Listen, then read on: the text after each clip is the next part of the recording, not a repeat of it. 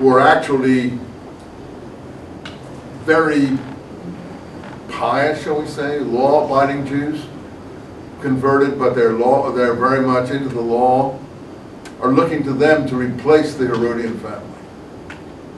And I think they not only financed the first war against Rome, but they financed the second war against Rome under Bar Kokhba. That's my theory in the New Testament code. I know it's beyond the scope of what we're doing here, but just show how important she is. Why do I say that? Because it's clear in the rabbinic literature that the second war, led by Bar Kokhba, son of the star, who dies of this terrible battle outside of Bethlehem, and his people are all destroyed and taken to Rome as prisoners, sacrificed, whatever, and then the country is basically denuded. That's 132 to 136. In that period, there's a famous Jewish rabbi, Akiba. And Akiba is unlike the other rabbis of the period. He's a more zealot rabbi. And the other rabbis make fun of him in the Talmud, though he's very important to the Talmud. And he greets Bar Kokhba as Messiah. See, everyone is applying the Messianic prophecy to someone in this period. Kokhba means star. That was not his name. His name was Kosiba. So Akiba, that's Bar Kokhba, changed his name or played on it to get Kokhba, son of the star. He was Bar Kosiba. We have it in his letters, we have it in other documents. And that doesn't mean star. So he took this because he applied the star prophecy to him. And then the other rabbi said, Akiba, grass will grow on your grave before the Messiah comes. I told you about this last time.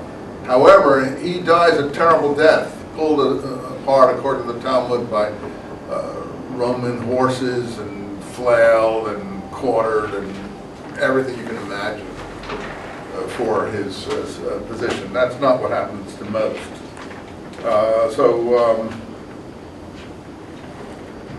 We do have some people like that, but when the Talmud talks about him, it makes it clear that one of his students was called Monobasus. Monobasus is the family name of Queen Helen's family. So one of his students is clearly someone who's a descendant of Queen Helen. Monobasus in the previous generation was one of the persons who martyred himself on the road, the first battle of the war against Rome, the first war against Rome, on the Pass of Beit Horon. He's one of the people I mentioned at the beginning of my James book.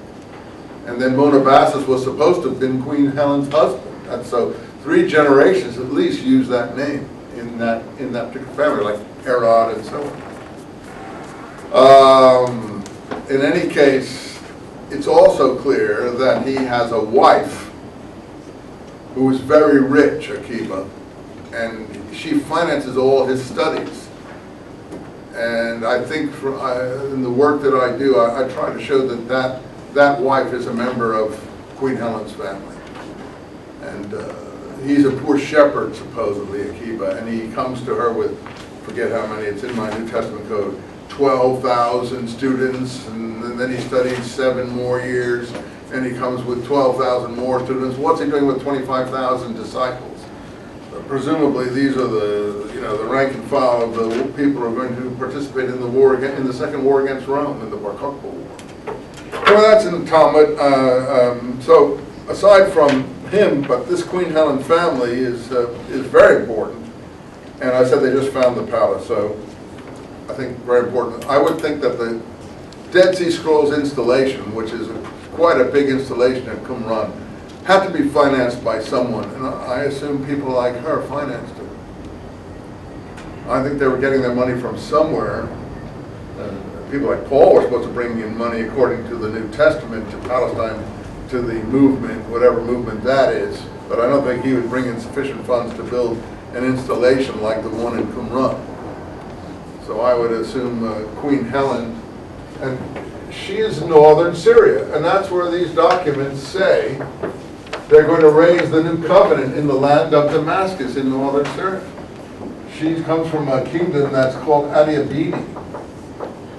Adiabene is today's northern Iraq and northern Syria. It's what we call Kurdistan today. And she's queen of Kurds, if there were any Kurds at that time. But it's it's the whole thing in northern Iraq and northern Syria today. And so there was tremendous conversion activity going on there. Anyway, Josephus discusses it in the Antiquities.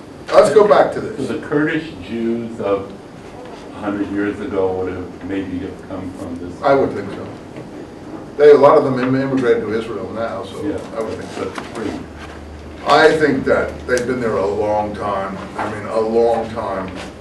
And, I spent a lot of time on it in my New Testament code. I can't really do it in this passage, so it's too complicated. But anyway, let's go back to this doctrine, which we can do. So there are some people who are causing, treachery, violence. And these people reject the Torah of God, line 9, that's clear. Then we have the first line 11, talking about the wicked and the righteous. And wherever you have the word righteous in a biblical text, tzaddik, the interpretation is always the Moreh HaTzedek. So it's very clear that the Moreh HaTzedek, the righteous teacher, or the teacher of righteousness, you say which is, well, you can interpret either way. Anyway, he's called the Moreh HaTzedek. And he comes out in the interpretation, in the Pesher. But the underlying text is always a Tzaddik text. And Tzaddik, even in modern terms, we know that the leader of Hasidic Judaism is called the Tzaddik, and so on and so forth. Mystical, Kabbalah, Madonna type of,